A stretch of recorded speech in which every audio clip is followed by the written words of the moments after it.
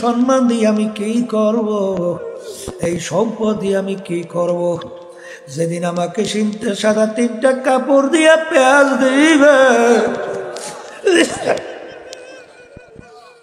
মাথার ভিতরে মাজার ভিতরে পায়ের মধ্যে যখন বান দিয়া প্যাকেট করিয়া ফেলাইবে, এ বড় লোক বাবার এখন তাকাইয়ে দেখো, এ বড় লোক বাবারা, এ দুনিয়ার পাগলেরা দেখো, এখন তোমাকে কেমন দেখা যায়। আল্লাহ আল্লাহ,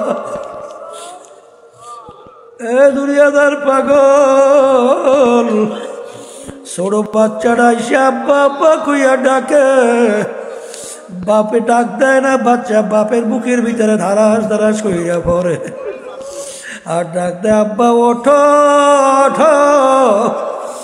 বাচ্চার ডাকে তো আর বাপ সারা দেয় না। আরে এমন ঘরে যাইতে হবে যেই ঘর নাই বাতি, এমন ঘরে থাকতে হবে যেই ঘরে নাই সাথী।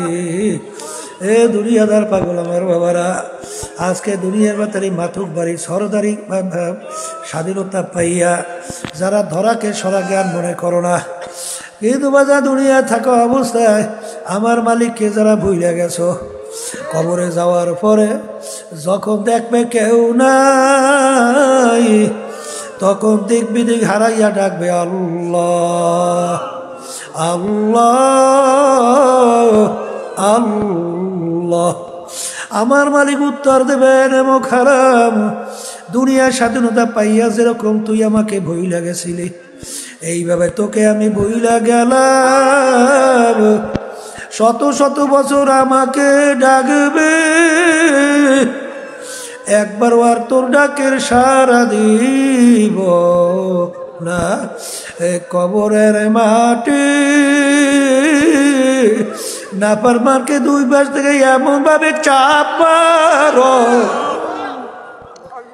এক পাজরে হাড্ডি অন্য পাজরের মধ্যে মিশাইয়া দাও, আমার কাছে কোনো খাতির হবে না।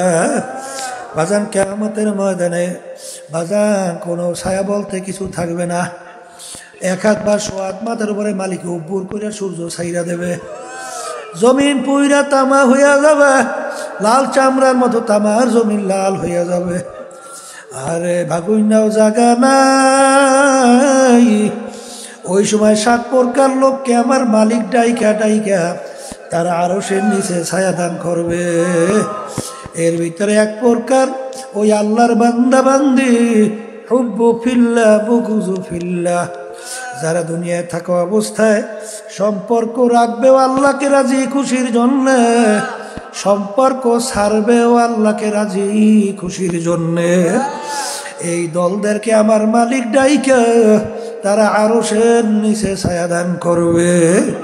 এক সাইড আমার বাজানরা চরমুনাই যাওয়া আসা করে, আমার আব্বাজান বলতেন, বাজান যতক্ষণ পর্যন্ত তোমাদেরকে আমি কোরআন এবং হাদিস অনুযায়ী পথ দেখাবো, ততক্ষণ পর্যন্ত তোমরা আমার কথা মানবা, আর যখন কোরআন ও হাদিসের বাইরে পথ দেখাবো, তখন তোমাদের ওয়াজিব হবে আমার থেকে সইরা যাওয়া। ইয়াউমা নাদউ কুল্লা উনাসিন বিইমামিহিম, আমার মালিক কিয়ামতের ময়দানে প্রত্যেকটা মানুষকে তার দলের নেতা নেত্রীর সঙ্গে থাকবে। ডাইকা মালিক বলবেন, তোর দলের নেতা নেত্রী যেদিকে যায় ওদের পিছনে পিছনে সেই দিকে চইলা যা। এক কথায় তোমার নেতা নেত্রী যেখানে জায়গা, আমার আল্লাহ বলেন তোরও সেইখানে জায়গা। আমার মালিকের কাছে দোয়া করেন আমাদেরকে মালিক যেন আখেরাতের অবস্থান ভিতরে অন্তরে বসাইয়া দুনিয়ার হাকিকত আমাদেরকে পরিচয় ঘটাইয়া, নেকের পাল্লা ভারী কইরা গুনার পাল্লা হালকা কইরা যেন ঈমান নিয়া দুনিয়ার থেকে বিদায় নিয়ে কবরে যাইতে পারি। আল্লাহুম্মা আমিন। এ ঘরের মেয়ে লোকেরা হাত উঠাও, গুনার কথা মনে করো, দুই চোখের পানি ফালাও, আমার মালিকের দরবারে কান্দ, আর মালিকের দরবারে মাপ চাও। যদি কান্না না আসে মনকে বুঝরে মন, একদিন এই ঘরের দরজা দিয়ে নতুন বউ হইয়া উঠছিল রে। কত মেয়ে লোকে শরবত খাওয়াইল, কত মেয়ে লোকে বাতাস করলো, আবার এমন একটা দিন আসবে এই ঘরের দরজা দিয়া মরার লাশ হইয়া বের হওয়া। ছেলে কানবে মামা করে, মেয়ে কানবে মামা করে, জবাব তো আর দিবা না।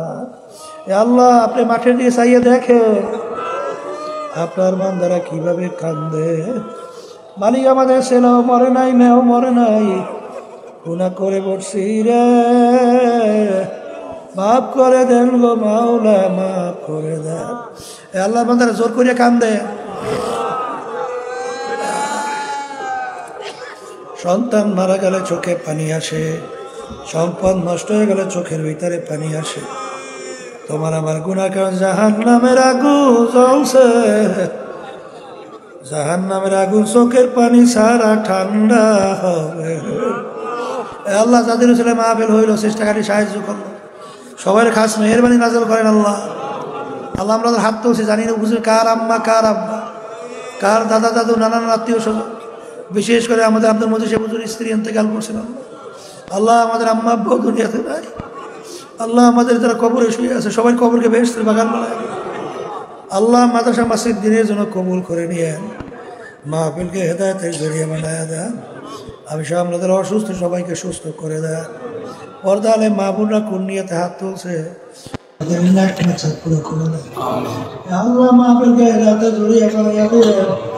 سبحان ربك رب العزة عما يصفون وسلام على المرسلين والحمد لله رب العالمين। কেউ চেন না, এই হাতে একজন আর একজনের কাজ সাথে হাত ধরে তওবা করে, কারণ এখানে অনেক আল্লাহর কাজ বানার আছে, যাদের সাথে তওবা করো এই শব্দটা